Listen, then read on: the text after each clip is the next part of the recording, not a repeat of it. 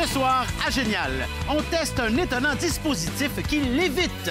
Quelle masse pourrons-nous y ajouter? 1 gramme, 1 kilo ou plutôt 4 kilos? On vous offre une course de toupie. Laquelle tournera le plus longtemps? Celle en aluminium, en cuivre ou en tungstène? Et tassez-vous du chemin, on transforme un tuyau en véritable canon.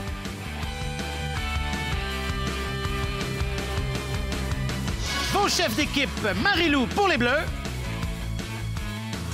et Alex Champagne pour les Rouges.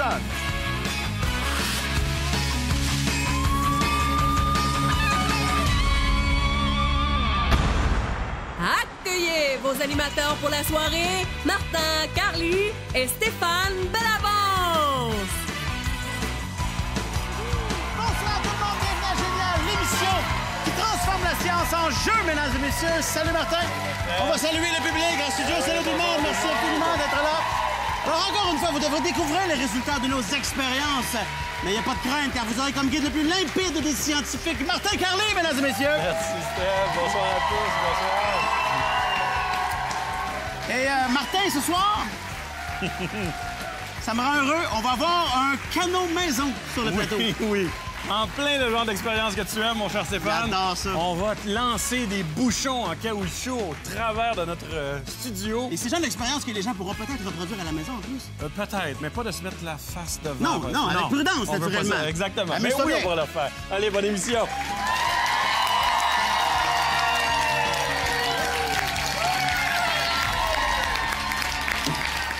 Martin est entouré d'une équipe absolument fantastique pour réaliser toutes ces expériences. Il y a un bras droit, comme il s'en fait peu, mesdames et messieurs, notre scientifique maison, M. Philippe Ducharme, qui est là. Salut, mon Phil! Ainsi que des étudiants en sciences qui viennent de l'École polytechnique de Montréal ainsi que de l'Université de Sherbrooke. Merci de votre aide précieuse. On vous apprécie grandement. Merci d'être là. Nos chefs d'équipe ce soir. La Saint-Valentin approche. On avait envie d'avoir un couple chéri du Québec, mesdames et messieurs. Eh oui, 3 fois par jour. Marie-Lou est avec nous du côté des Bleus. C'est cute. Maman Marie-Lou. Oui. Ben là, ça va être fait, je pense. En fait, au moment où on regarde l'émission, peut-être que tu allaites. Peux-tu me montrer comme de quoi j'avais oui. l'air? Voilà. Je vais être satisfaite de, tu sais, Voilà. que ce soit comme Tu ça. m'avais dit que c'était parce que tu avais mangé trop de tacos. Non, finalement, il y a vraiment bel et bien... Il y a clairement un manque de communication dans votre Non, couple. mais Là, c'est ça ça, serait là. bien de régler ça éventuellement. Et toi, la science t'intimide un peu, hein? T'as peur de ça? C'est comme... C'est plus grand que nature. Fait que je me sens intimidée par la science. C'est comme... Je me sens pas à la hauteur. Mais sache que les plus craintifs de la science offrent parfois les meilleures performances. Mais je m'en à viens Génial. traiter ça aujourd'hui. Voilà, c'est Je aujourd'hui vais que tu vas me soigner. régler. Oui. Est-ce que tu peux nous présenter avec qui tu joues ce soir? Je suis avec la magnifique Geneviève, qui a les yeux qui fit avec notre équipe. Moi, C'est je pense que... incroyable. Je pense que c'est ça. Elle m'a avoué ne pas être très douée en sciences. Ah! Donc, ça me rassure pas du tout.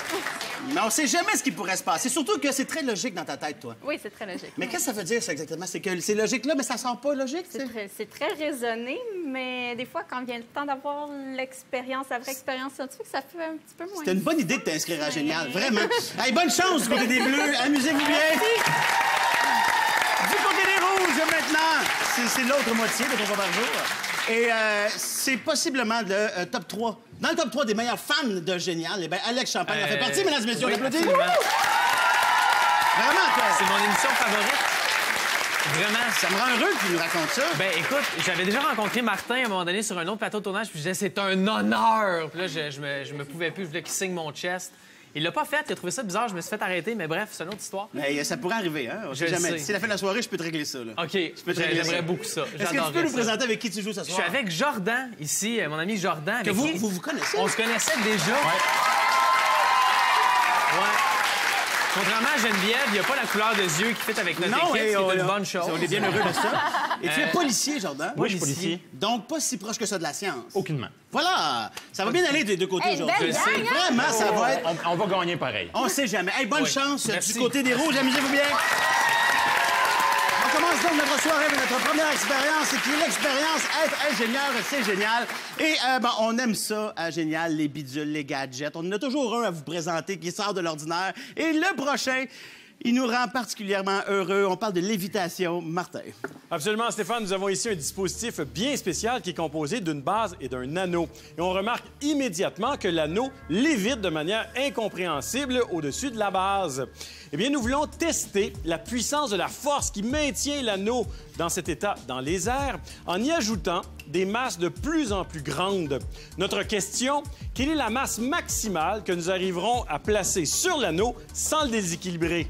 Est-ce une masse d'1 gramme, une masse de 1000 grammes, donc 1 kg, ou plutôt une masse de 4000 grammes, 4 kg? Équipe, bonne réflexion. Eh bien, les Bleus vont commencer la réflexion. C'est nous qui commençons. Oui, alors, je vous répète la question. Ensuite, vous aurez 20 secondes pour réfléchir à tout ça et que ça sorte de la façon la plus logique possible. Alors, quelle masse maximale arriverons-nous à déposer sur ce disque qui lévite 1 gramme, 1000 grammes ou 4000 grammes, les Bleus? Ben là, moi, je pense que vu que c'est un disque, ben je prendrais les 4 pour les mettre égales partout. Puis comme ça, Ça c'est va équilibrer. Qu'est-ce que t'en Puis penses? ça va avec ma théorie de ici, ils veulent toujours nous impressionner. Fait que ça serait comme. Hey, on est fort! c'est ça. Moi, je suis comme à quelque Moi, chose de. c'est le C. On y va! On y va! On n'a pas de rien! Come on! 4 kilos! On est capable! Parfait! C'est bon. Alors, on va voir du côté des rouges. Moi, je dis clairement, il y a deux forces qui s'opposent présentement, ce qui fait que le disque reste dans les airs. Il est tellement comme un content. aimant. Il est tellement heureux. Je suis tellement heureux, là. Moi, j'ai un tableau périodique dans mon iPhone, puis je le regarde souvent. J'adore pour ça. le fun. Ouais. Et là, as-tu déjà essayé de coller deux aimants ensemble avec les côtés positifs? C'est pratiquement impossible. Donc, moi, je pense qu'on va y aller avec 4000 grammes. En tout cas, je dirais 4000 grammes. Tu es d'accord, Jordan? Mais j'ai bien Ça va aimé être impossible l'anneau, de les tout autour. Là. Ouais. J'ai bien aimé sa réponse. Ouais, c'est un disque. C'est dans mais c'est mon vrai. équipe. Hop. Commence pas. Donc, on choisit 4000 grammes, Oui, 4 kilos? 4000 Parce que grammes, c'est la 4 kilos. réponse. Voilà. S'il y avait eu 8000, j'aurais pris ça, mais il Il l'a pas. Il l'a pas. Peut-être dans un prochain épisode. Voilà qu'il revienne. Alors, les choix sont faits des deux côtés et on y va le tout pour le tout. 4000 grammes, 4 kilos. Est-ce que les équipes ont fait le bon choix, Martin? Une chose est certaine, Stéphane, 1 gramme, ça tient. Nous venons de placer notre gramme sur le disque et il n'est pas déséquilibré. Mais est-ce que c'est le maximum? Voyons ce que ça donne avec 1 kilo, donc 1000 grammes. Ouhouhou. C'est plus bas, mais ça tient encore. Mais est-ce que c'est le maximum? Allons-y, le tout pour le tout, le choix de nos deux équipes, 4000 grammes.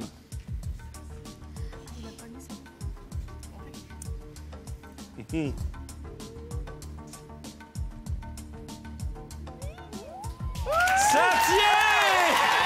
Bravo, deux équipes! La réponse l'autre fait. Eh bien, ça commencerait fort. Les deux équipes s'inscrivent au pointage. C'est la première expérience. Donc, 10 pour les bleus, 10 pour les rouges. Alors, maintenant qu'on a la bonne réponse, Martin, on voudrait comprendre le phénomène, le principe. Qu'est-ce qui fait que ça peut retenir à 4 kilos? Eh bien, Stéphane, pour réussir un tel tour de force, il fallait relever deux défis. Premièrement, il fallait produire une force vers le haut suffisamment grande pour contrecarrer les effets de la gravité.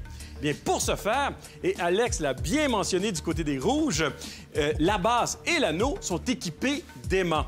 Nous savons tous, bien entendu, que deux aimants peuvent se repousser de cette manière. Eh bien, ici, c'est exactement ce qui se produit. Les aimants dans la base et dans l'anneau sont disposés précisément de manière à pouvoir se repousser de cette manière. Par contre, ce n'est pas tout.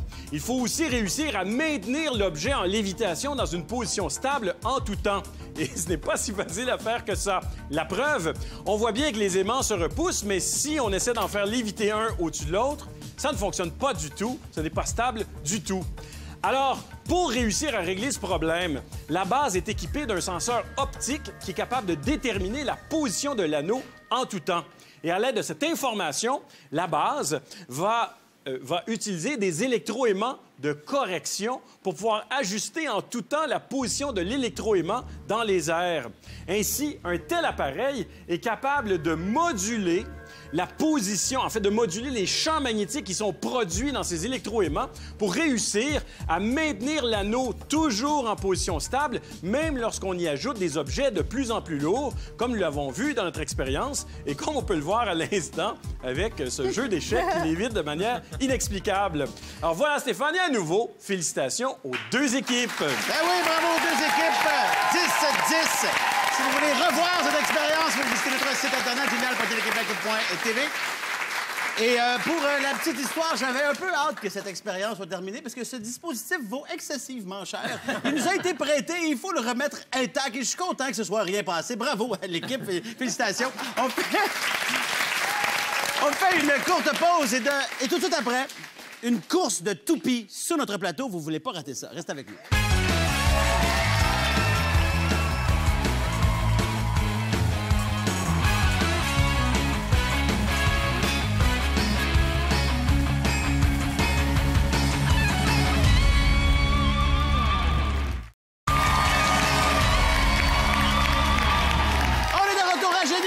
Qui s'amuse avec la science. Alors, si vous... Hey, on a avec nous présentement un des plus grands fans de l'émission Génial, Alex Champagne. J'imagine que tu as téléchargé l'application Génial en direct. Tu as fait gratuitement? Non. Je peux pas croire. Voyons, mais tu fais ça ce soir, là? Tu fais ça maintenant? Oui, je vais ça veut dire que maintenant, quand tu vas écouter Génial, tu vas pouvoir jouer avec nous en même temps que nous. Imagine. Mais il était pas déjà assez intense, surtout. Une expérience simultanée, Marie-Lou. Laisse-moi voler de mes propres ailes. Tu vas avoir des informations en bonus, des petites vidéos de Martin et moi. Là, je le trouve réconfortant, Martin. J'aimerais ça qu'il m'explique ce qui se passe quand j'ai la grippe. C'est la soupe minestrone des scientifiques, Martin Carly. Alors, tous les détails sur notre site internet génial.téléquébec.tv. Parlant de Martin Carly, ça fait à peu près 6 ans que je connais Martin Carly. Et à chaque année, Martin me montre des bidules qu'il achète sur Internet. Il achète toutes sortes d'affaires. Des petits trucs scientifiques. Des fois, il s'en sert pour les émissions. Puis des fois, non. Des fois, juste pour le fun. Sa blonde n'est plus capable. Et là, il s'est surpassé. Il a acheté 15 toupies. Il y en a 3 avec lui du côté là. J'en ai 12 ici, toutes faites d'un métal différent. Et il va faire une expérience avec ça. Et moi, la question que moi, je me pose, c'est... Martin, si t'étais pas là, qui achèterait ça? On le sait pas! Oui, Alex Champagne, voilà. Exactement. Alors, Martin a trouvé une expérience à faire avec ces toupies-là. On t'écoute, mon cher Martin. Ah, écoute, Alex vient de me réconforter sans bon sens. Alors, effectivement, nous avons une expérience avec ces toupies. Nous en avons choisi 3. Elles sont toutes les 3 de forme identique. Par contre, elles ne pèsent pas du tout la même chose puisqu'elles sont fabriquées dans 3 matériaux différents. La première est fabriquée en aluminium. C'est le métal le plus léger des 3. La deuxième est en cuivre et la troisième est en tungstène, le matériau le plus lourd et le plus dense des 3. Notre question est toute simple. Laquelle de ces 3 toupies parviendra à tourner le plus longtemps dans quelques instants dans nos conditions? Est-ce la toupie en aluminium, celle en cuivre ou plutôt celle en tungstène? Équipe, à vous de trancher. Ben, les rouges vont trancher en premier, oui? Alors, quelle toupie va tourner le plus longtemps? Est-ce que c'est celle en aluminium, en cuivre ou en tungstène? Comme Martin disait, le tungstène, c'est le métal le plus lourd. C'est aussi avec ça que sont fabriqués les filaments dans les ampoules. Hein? Oui. Notez ça, les jeunes, c'est super utile au cégep, cette information-là. Moi, je suis important à dire, le plus léger, les petites toupies en plastique, ça tourne jamais assez longtemps. Oui, exactement. Donc, moi, je dirais le plus lourd, puisque le poids entraîne aussi une rotation, étant donné que la gravité, la force de Coriolis puis toutes les autres affaires. Là. Comment? La force de quoi? J'ai éternué. OK. Donc, on choisit le tungstène? Oui, le tungstène. Alors, du côté des bleus? Moi, j'aime ça quand Alex parle avant parce que ça confirme ce que je m'étais dit dans ma tête. Mais moi, c'est à cause de la gravité. Je me suis dit, il me semble que ça va pogner, tu sais. Ben, moi, je sais pas. Moi, je trouve les petites toupies de plastique, quand on joue à ça, ça tourne longtemps. Mais pas longtemps. Est-ce que ça fait longtemps? C'est quand la dernière fois, Geneviève, tu as joué avec une toupie de plastique? Vas-y, comme tu le sens, c'est toi qui gagne l'iPad, c'est correct. Je pense que je vais te suivre, là. Le tungstène. Il va pour le tungstène? À cause de mon explication, ça pogne, tu comprends? Ouais. Oui, et tu l'as répété 2 fois. On va voir si c'est valable. Alors, on a fait notre choix des 2 côtés. On est allé avec le tungstène. Est-ce qu'on avait raison, Martin? Le test est très facile à faire. Stéphane, nous n'avons qu'à mettre les toupies en mouvement. Voyons voir ce que ça donne.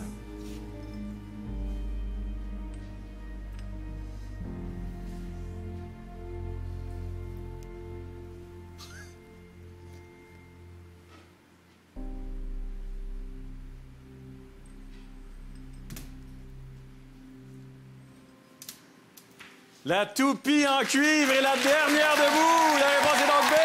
Désolé pour nos 2 équipes. Eh bien, pas de point là-dessus, ce qui fait qu'on reste toujours à 10-10.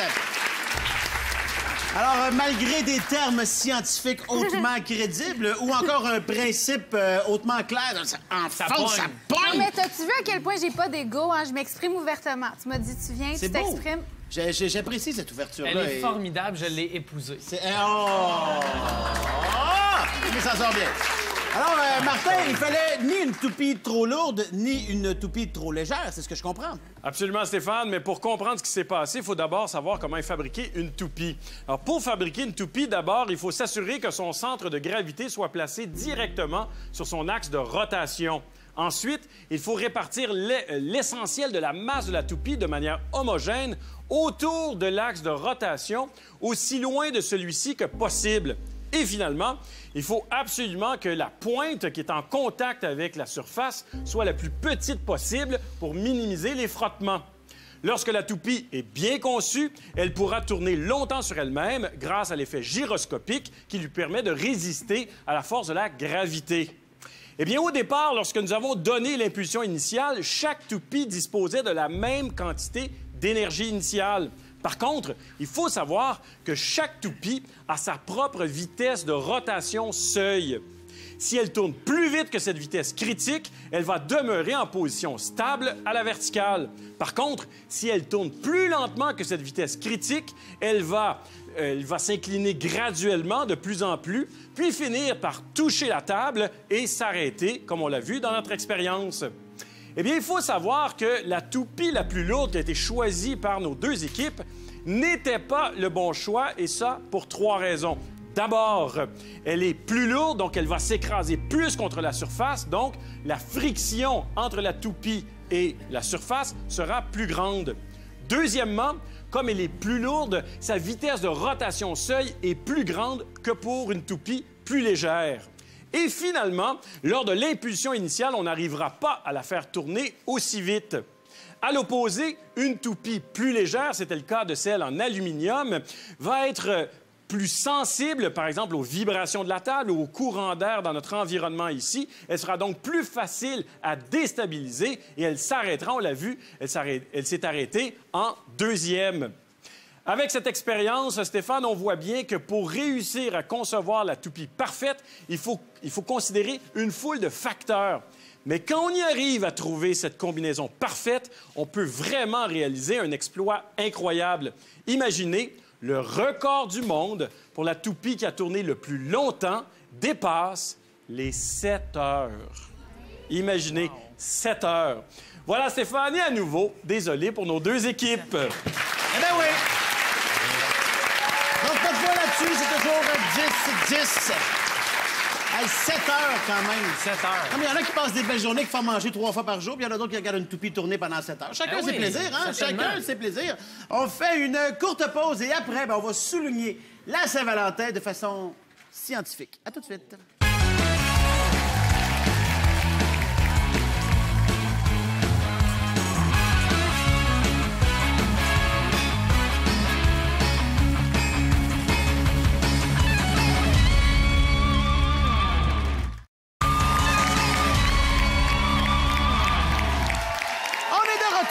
Génial!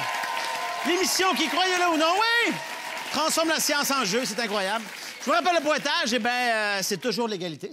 C'est 10 pour les rouges, 10 pour les bleus. Ouais. Peut-être que cette égalité va se briser avec la prochaine expérience, sait-on jamais. Alors, la Saint-Valentin approche à grands pas. Est-ce que vous allez fêter la Saint-Valentin, monsieur? Dites oui. Je pense que j'ai quelque chose cette journée-là, honnêtement. Allez-vous offrir des fleurs? Oui. Peut-être que oui. Oui. Mais peut-être que là, vous allez offrir d'autres choses après cette expérience-ci, parce qu'il y a peut-être une façon plus poétique. Oui, la science peut être poétique. Martin? Pour cette expérience, Stéphane, nous avons fabriqué de jolies fleurs en papier comme celle-ci. Et pour faire l'expérience, nous avons aussi replié les pétales de cette manière contre le centre de la fleur. Notre objectif est très simple, forcer les pétales à s'ouvrir à nouveau, donc à la fleur à se déplier à nouveau. Comment allons-nous y parvenir? Est-ce en déposant la fleur pliée à la surface de l'eau? Est-ce plutôt en soufflant au centre des pétales à l'aide d'une paille? Ou encore, est-ce en chauffant la fleur à l'aide d'un chalumeau? Équipe, pas de réflexion. Eh bien, les bleus vont réfléchir en premier. Alors, comment on peut ouvrir la fleur de papier? Est-ce que c'est en la déposant sur une couche d'eau? Est-ce que c'est en soufflant dedans avec une paille ou en la chauffant? Moi, j'élimine la paille en partant. Là. Ouais, moi aussi, c'est... Je crois pas à ça. Non. La couche d'eau, ça serait comme un nénuphar, ce serait cute, mais... Hein? Non, mais le facteur cute peut avoir sa place. Si on Moi, j'irais avec la chaleur, mais... Je pense aussi, parce que là, ça va chauffer, il va y avoir de l'air qui va se transformer. Ça va... Ça allait bien, là. Ça allait bien. Il va y avoir de l'air. être... Ça se peut. Ça se peut. Je sais pas, les filles, ça va super bien. C'est crédible, tout ça. Mais moi, crédible. mon instinct maternel me dit que c'est la chaleur. Okay. C'est bon. Mon instinct maternel. C'est pas encore accouché, là. Non, mais il est déjà là. Il est déjà là. OK, parfait. Messieurs, on vous écoute. En fait, en soufflant, je pense que non. Pour vrai, Non, assurément. non, c'est pas un film de Walt Disney. En la chauffant, ma question, c'est est-ce que l'assiette va conduire suffisamment la chaleur pour influencer la déformation du papier? Est-ce que tu espères vraiment une réponse de ma part? Ou... Non. Okay, J'ai réfléchi à voir. OK. Sur une couche d'eau, je sais pas si le papier va imbiber l'eau assez pour que ça relaxe. Après moi, ça va les pétales. s'affaisser, moi, que l'eau. J'irai avec A, l'eau. Ah. Jordan, je vais t'entendre. Ah. L'eau, On même va si y ça aller. va s'affaisser. Ouais, ça va s'affaisser, mais ça va attends, s'ouvrir un attends, jour. Non, mais ça va s'affaisser. On veut que les pétales fassent comme... C'est ça qu'on veut? C'est supposé être poétique, cette affaire-là. Enfin, bref. Choisis. Donc, j'ai besoin d'une réponse. Choisis, on dit, choisis. Moi, Et dans j'irais la police, t'as du avec jugement. avec la chaleur qui va... C'est l'air la qui se chaleur. déplace. C'est mon choix. C'est la chaleur. Je vais avec toi. Les choix sont faits des deux côtés, Martin. Est-ce qu'on fait des points là-dessus ou non? On t'écoute. Eh bien, nous allons tester le premier choix, celui qui a été éliminé tout de go par les deux équipes qui l'ont jugé si peu crédible, celui de la paille. Voyons voir ce que ça donne. Ah, ça fonctionne un peu! Mais comme Alex l'a dit, nous ne sommes pas dans un film et ça ne semble pas être la bonne réponse, effectivement. Maintenant, la chauffée, le choix des deux équipes.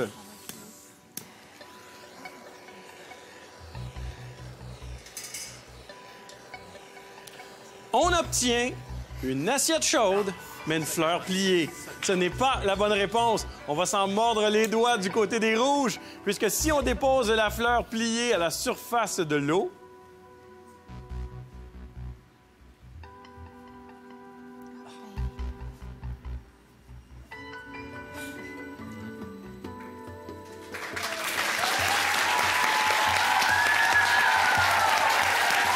elle se déplie. La réponse est donc désolé pour nos deux équipes, Stéphane. Eh bien, les deux équipes restent au même pointage. C'est toujours 10 pour les bleus, 10 pour les rouges. Moi, je proteste. J'aimerais avoir un recomptage, s'il vous plaît. Moi, à ta place, au lieu de remettre en doute notre esprit scientifique, je remettrais en doute l'esprit maternel de ta conjointe. Il me reste 1 mois et demi pour peaufiner le tout. Écoute, il y a beaucoup de travail à faire, je dirais. Alors, Martin, on aimerait comprendre le phénomène, s'il vous plaît. Eh bien, Stéphane, le papier est composé de longues molécules, de longues fibres de cellulose qui sont enchevêtrées et au travers desquelles il y a de l'espace pour permettre à l'eau de pouvoir s'y infiltrer. Alors, nous savons tous, par exemple, que lorsqu'on fait circuler soudainement de l'eau dans un boyau d'arrosage qui est enroulé ou qui est plié, eh bien, celui-ci se déplie au passage de l'eau. Et ici, c'est exactement ce qui se produit. Comme l'eau circule dans le papier, eh bien, la fleur de papier se déplie, tout simplement. C'est ce qui permet donc à nos pétales de pouvoir s'ouvrir de la sorte lorsqu'on dépose la fleur à la surface de l'eau. Ah, mais... Eh bien, si l'eau est en mesure de s'infiltrer dans le papier de la sorte, c'est grâce à un phénomène qui s'appelle la capillarité. Tout d'abord, il faut savoir que les molécules d'eau sont attirées par les molécules de cellulose. Mais ce n'est pas tout. Les molécules d'eau vont aussi se suivre en se tenant bien collées les unes sur les autres. Elles sont donc en mesure de pouvoir grimper le long des fibres de cellulose à la queue leu-leu. Et ça, c'est grâce à un autre phénomène qui s'appelle la tension superficielle de l'eau, qui contribue aussi au phénomène de la capillarité. Résultat, eh bien, notre eau réussit à s'imbiber dans le papier et celui-ci se déplie. Bien entendu, le phénomène de la capillarité a son utilité dans la vie de tous les jours. C'est grâce à ce même phénomène qu'on peut réussir à ramasser des gros dégâts liquides avec du papier essuie-tout. Donc, exactement de la même manière, grâce à la capillarité, tout part de la sorte. Voilà, Stéphanie, à nouveau, désolé pour nos deux équipes. Eh bien oui, on est désolé pour les deux équipes. Le pointage reste donc le même, toujours l'égalité, 10-10. Et Marie-Lou, Alex, vous allez bientôt avoir une petite fille. Vous allez voir que la capillarité avec des essuie-tout, vous allez l'utiliser souvent. Je vous le garantis. Alors maintenant, on va changer complètement de contexte pour la prochaine expérience. Jordan, t'es policier? Oui. Et donc, il va t'arriver d'être un premier intervenant des fois si quelqu'un tombe à l'eau et on doit le sortir. Pour le réchauffer, vous allez utiliser une espèce de couverture métallique. C'est vrai. Eh bien, c'est le sujet de notre prochaine expérience. Et on va essayer de mieux comprendre comment fonctionne cette couverture métallique. Martin? Eh bien, c'est justement le sujet de notre question, Stéphane. Comment une telle couverture de survie parvient principalement à nous réchauffer? Est-ce que le métal de la couverture est chauffé par le soleil? Est-ce que le métal réfléchit les rayons infrarouges en direction du corps? Ou plutôt, est-ce que le métal de la couverture arrive à piéger de l'air dans les mailles de cette couverture? Équipe, bonne réflexion. Alors, les rouges vont réfléchir à la question en premier. Alors, comment la couverture de survie réussit-elle principalement à nous réchauffer? Le métal est chauffé par le soleil. Le métal réfléchit les radiations infrarouges vers la peau. Ou le métal piège de l'air dans les mailles de la couverture. Et là, Jordan, t'es policier. J'ai de la pression. Ben, t'es supposé de savoir ça. Ma principe. Écoute, Juste, vas-y donc. non, mais j'aimerais Non, mais je commencer par le soleil. Ouais. Parce que, tu sais, la nuit, il n'y en a pas de soleil. Rapport. Continue, Métal ça va bien. réfléchit les radiations infrarouges. Quelle radiation infrarouge? Dans un four. Arrête de me poser des questions, Mais je non, répondrai mais pas. aide-moi donc! Le métal Moi, je te piège dis. de l'air. S'il y a bien quelqu'un d'espiègle qui aime ça piéger le monde, c'est bien le métal Et l'air. et l'air. Fait que Jordan. vas-y. C'est C'est très clair. le métal piège de l'air dans les mailles de la couverture. D'après moi, c'est C. C'est choisi du côté des rouges, les bleus. Ben nous, on est allé un petit peu plus en cuisine. Ouais, ben moi, je pensais à une patate au four, tout ça. Et la patate au four vous mène où, mettons, dans les trois choix de réponse? Ben, Ben, la chaleur, elle reste emprisonnée pour cuire qu'est-ce qui est à l'intérieur. Alors, c'est. Alors, vous comparez présentement notre jeune scientifique qui se prête au jeu à une patate au four. c'est ça que je Absolument. comprends? OK, parfait. c'est bon, des J'aimerais ça, patates. j'aimerais ça peut-être juste faire une mention à la bernache. Oui. On a un bel oiseau sur le plateau. Alors, Une votre bernache choix est fait, idéale. donc c'est C, vous aussi. Les deux choix sont faits et je souligne le travail de nos accessoiristes qui ont fait un décor hautement crédible. Vraiment, on y croit. Vraiment, c'est incroyable. Incroyable. Alors, les équipes ont fait leur choix. On voudrait avoir la bonne réponse. On fait ça quand? Après la pause. Eh oui!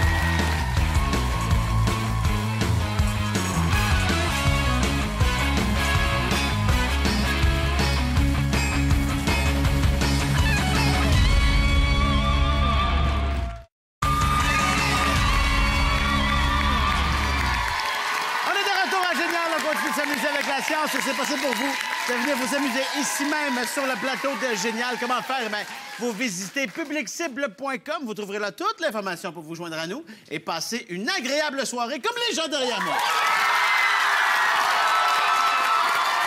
Le public de Génial est un public en feu, mesdames et messieurs. Merci d'ailleurs de venir nous voir. Merci beaucoup. Alors, pendant la pause, les Rouges ont adopté une bernache. On a rescapé la première bernache UDA de l'histoire de la télévision. Incroyable. Alors, on vous demandait avant la pause comment cette couverture métallique réussit à nous réchauffer. C'est le moment de la bonne réponse. Une chose est sûre, Stéphane, Clémence risque de se faire appeler la patate au four un peu plus longtemps à l'émission, ça c'est sûr. Mais je vous le dis tout de suite, par contre, si une telle couverture de survie parvient à réchauffer le corps d'un individu, c'est essentiellement parce qu'elle parvient à réfléchir les rayons infrarouges émis par le corps en direction de celui-ci. La réponse est donc B. Désolé pour nos deux équipes. Eh bien, ma foi, le public est très généreux avec vous. Je le sais. Parce qu'on a toujours pas de points, c'est toujours 10 pour les bleus, 10 pour les rouges. Et si je revois les choix... J'ai voulu changer ma réponse parce qu'après ça, j'ai pensé au...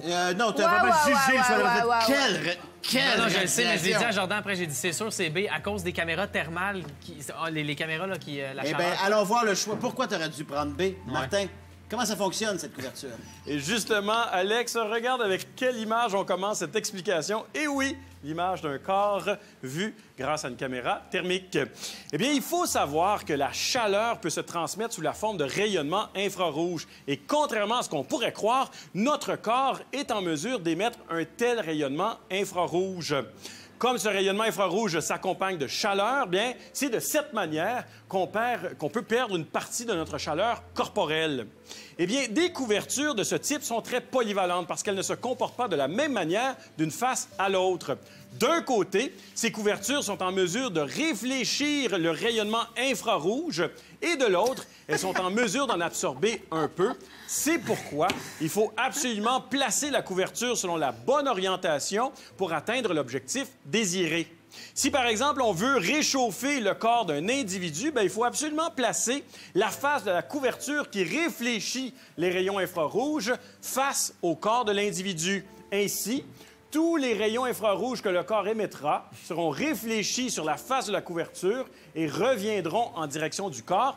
Ainsi, on réussit à réfléchir 90 du rayonnement infrarouge produit par le corps et on limite ainsi les pertes de chaleur corporelle et on arrive à maintenir la température corporelle à environ 37 degrés Celsius.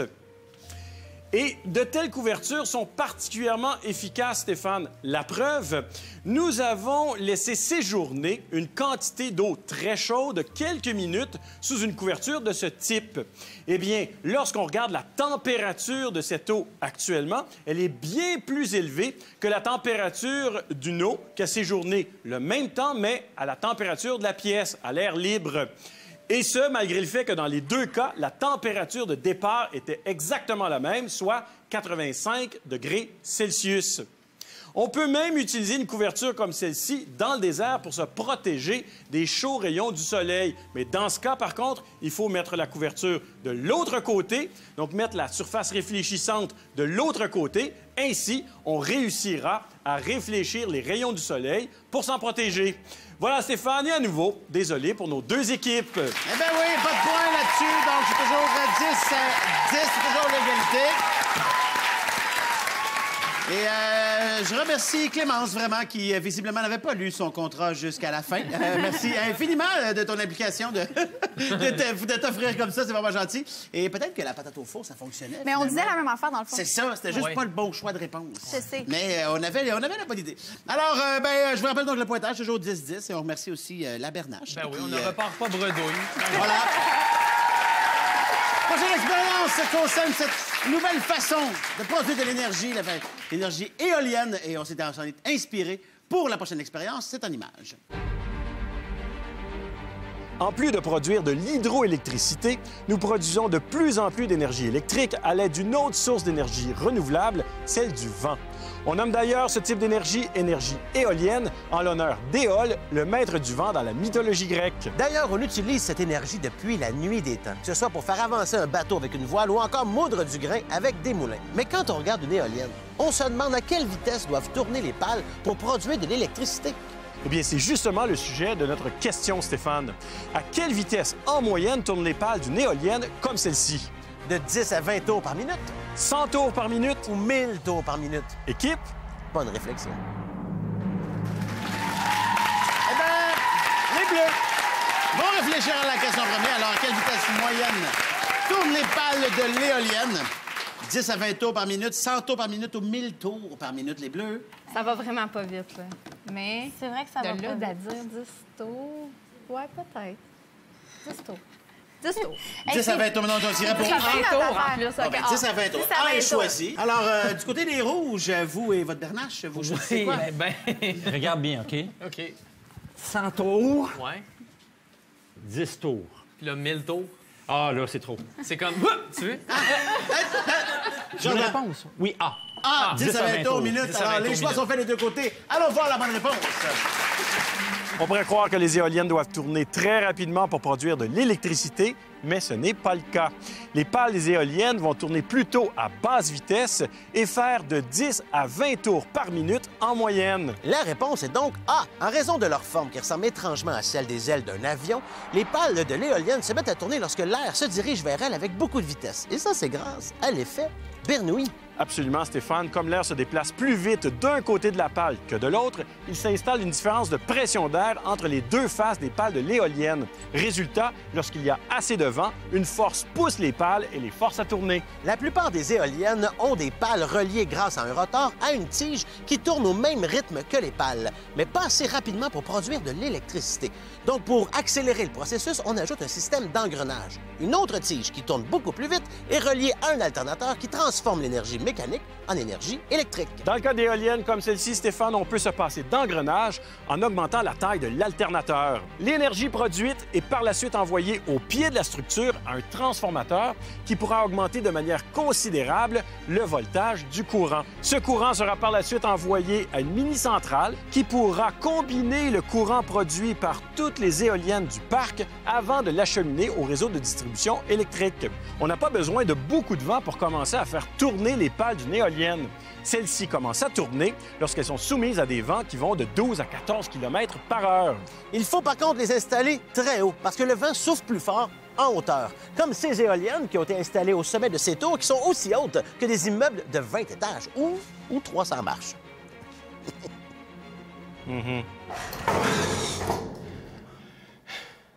Ce que je ferais pas pour l'émission.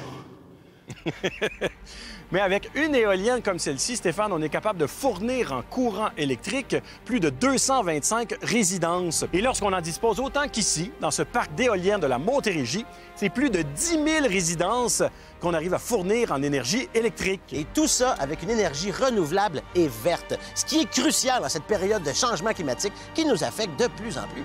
Voilà, Stéphane. Quoique là, ça serait à toi d'y aller, là, en haut. Excuse-moi, je suis désolé, Oui, allô? Oui. Alors, les deux équipes ont fait des points là-dessus. C'est donc 20-20. Et là, on a appris deux choses aussi, les mains comme ça. Pourquoi? Parce qu'on en a appris plus sur les éoliennes et on a aussi appris que le coiffeur de Génial ne se déplace pas hors du studio, malheureusement. Alors, on fait une courte pause et tout de suite après, on vous présente notre canon maison sur notre plateau. Vous voulez pas rater ça tout de suite.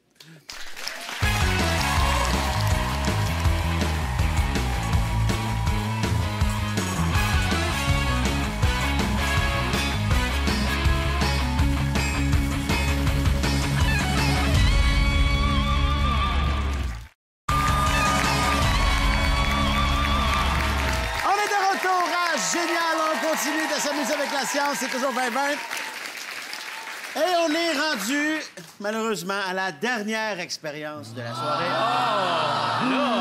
Je le sais, à chaque fois, je sais que ce moment-là va arriver, puis je fais de la peine aux gens, puis je m'habitue pas, je trouve ça dur. Enfin, elle porte le nom de canon en cuivre, et ça me rend heureux. On a un canon sur le plateau, je suis heureux, Alex est heureux, tout le monde est heureux. On est content, hein? Alors, ben voilà. Martin, on t'écoute avec bonheur. Absolument, Stéphane. Nous avons des tubes en cuivre qui sont scellés à une extrémité à l'aide d'une soudure et à l'autre à l'aide d'un bouchon enfoncé, ce bouchon étant en caoutchouc.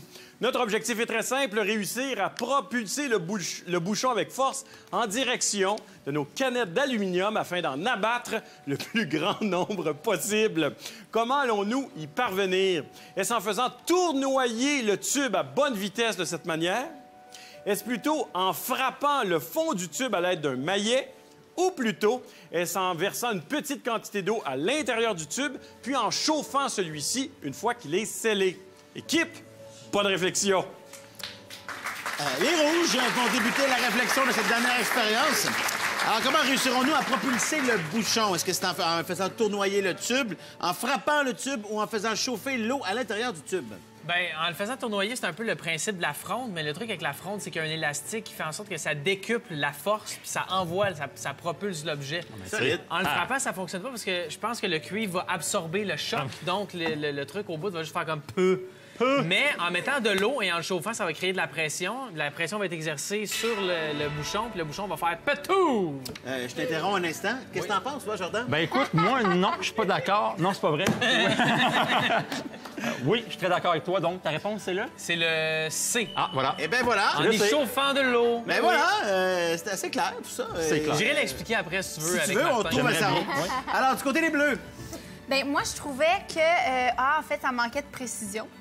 Hein? Je suis On bien s'entend? d'accord, ouais. En le frappant, je sais pas pourquoi, je pensais à une bouteille de vin, mais là, je pense que ça n'a pas rapport, mon affaire, hein? En tout cas, whatever. Moi, j'ai dit C dans l'oreille de ma coéquipière tout à l'heure, puis je pense que je garderais ça. Toi, est-ce que tu... Je suis bien d'accord avec toi. Alors, Martin, c'est l'heure de faire les tests et on a hâte de voir quelle est la bonne réponse. Absolument. Alors, nous allons commencer par le premier choix, soit celui qui a été éliminé par nos deux équipes, celui de faire tournoyer le tube à bonne vitesse. Ah, c'est drôle, ça. Je ne m'en lasserai pas, mais il faut quand même passer à un prochain choix. Ce n'est pas la bonne réponse, mais Philippe, tu me refais ça tantôt.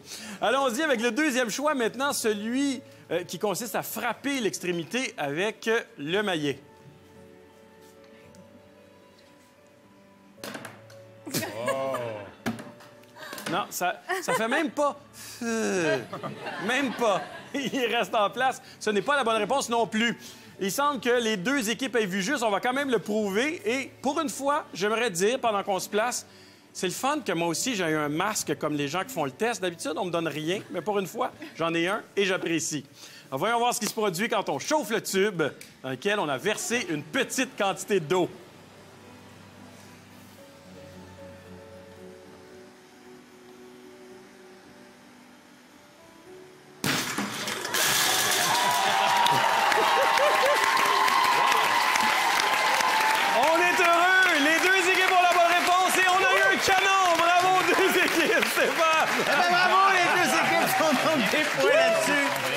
J'aime tellement ce genre d'expérience. C'est maintenant 30 pour les bleus, 30 pour les rouges. Très cool, vraiment. Très impressionnant tout ça. Alors, Martin, laisse-moi utiliser mon expérience d'animateur d'une émission scientifique maintenant depuis 6 saisons. J'imagine que si le bouchon est parti aussi vite, c'est une question de pression. Je te ferai surtout remarquer, Stéphane, que Alex l'a mentionné avant du côté des rouges. Hein? On s'entend. Mais vous avez raison, tous les deux. Ouais. Eh bien, croyez-le ou non, nous venons dans les faits de reproduire un canon qui a d'abord été proposé par le célèbre scientifique grec Archimède. Et oui, un canon à vapeur. Et le principe est très simple. Au départ, dans notre tube qui était scellé aux deux extrémités, nous avions une certaine quantité d'eau et une certaine quantité d'air. Lorsque nous avons chauffé le tube avec le chalumeau, bien entendu, nous avons chauffé l'eau en même temps. Après quelques instants, l'eau s'est mise à bouillir à l'intérieur du tube, donc graduellement, l'eau est passée de l'état liquide à l'état gazeux. Forcément, la pression, et oui Stéphane, a monté graduellement à l'intérieur du tube en même temps. Lorsque cette pression dépasse un certain seuil, le bouchon n'est plus en mesure de demeurer à l'autre extrémité du tube grâce au frottement et il est donc propulsé avec force en direction de nos canettes. On a eu un bien beau résultat. C'est exactement le même principe qui permettait aux machines à vapeur de fonctionner. Et de nos jours, les armes à feu fonctionnent aussi selon le même principe. Les projectiles sont propulsés avec force lorsqu'il y a un dégagement de gaz soudain, une fois la charge enflammée. Voilà, Stéphanie, à nouveau, félicitations aux deux équipes. Eh bien oui, les deux équipes font des points sur la dernière expérience de la soirée. C'est maintenant 30 pour les bleus, 30 pour les rouges. Tout va se jouer. Avec notre sprint final qu'on va commencer à l'instant, je vous demande d'utiliser les écriteaux qui sont à vos pieds. Vrai ou faux, facile d'emploi. Vous répondez à mon signal seulement. Vrai ou faux, la plupart des planètes du système solaire possèdent un champ magnétique. Vrai ou faux, la plupart des planètes du système solaire possèdent un champ magnétique. Vous répondez maintenant, s'il vous plaît. On dit vrai des deux côtés. Eh bien, c'est vrai. Bravo, 40-40. Vrai ou faux, certaines fleurs s'ouvrent le soir. Vrai ou faux, certaines fleurs s'ouvrent le soir. Vous répondez maintenant, s'il vous plaît. On dit vrai des deux côtés. Eh bien, ça s'appelle la nyctinastie. C'est un phénomène qui existe. C'est donc vrai. 50 pour les bleus, 50 pour les rouges. Vrai ou faux? On parle d'hypothermie lorsque la température centrale est inférieure à 35 degrés Celsius. Vous répondez maintenant, s'il vous plaît. On dit vrai des deux côtés. Eh bien, c'est vrai, mesdames et messieurs. 60-60. Question de bris d'égalité. Vous utilisez maintenant l'écriteau. À vos pieds aussi, la réponse est un chiffre. Le chiffre le plus proche de la réponse gagne la partie. Combien de kilogrammes de papier recyclé obtient-on avec 1 tonne de papier récupéré? Combien de kilogrammes de papier recyclé obtient-on avec 1 tonne, donc 1000 kilos, de papier récupéré. Alors, j'ai besoin de voir vos chiffres. Vous dites combien du côté des bleus? J'ai besoin de voir votre chiffre. Du côté des rouges, rapidement, on dit 750. Du côté des bleus, go, go, go, go, go! 500. Eh bien, la bonne réponse, il y a une perte de 10 seulement, 900 kilos. Les rouges et l'extrémiste gagnent la partie ce soir. Eh bien, mon cher Jordan, voilà le logiciel antidote pour toi et le fameux iPad. Merci de ta présence à l'émission. Alex, tellement content d'avoir reçu. Tu reviens à ton tour quand tu veux. Merci. Martin, viens me rejoindre. Merci, Marie-Lou. Merci infiniment. Geneviève, merci beaucoup de ton passage à l'émission. Merci beaucoup. Merci à vous, cher public à la maison. Merci au public en studio d'être avec nous ce soir. Merci beaucoup. Si vous avez envie de faire d'autres expériences, faites-en. Gantez-vous avec la science, mais soyez très prudents. Ça peut être dangereux, ces petites bébites-là. Tu sais, le canon qu'on vient de faire, là. Suggérant début de mission de le faire à la maison, c'est pas une bonne idée. Ne faites pas ça, c'est trop dangereux. Alors, à très bientôt. On se retrouve pour d'autres étonnantes expériences. Au revoir, merci. Ah bon? Le résultat, il est le fun.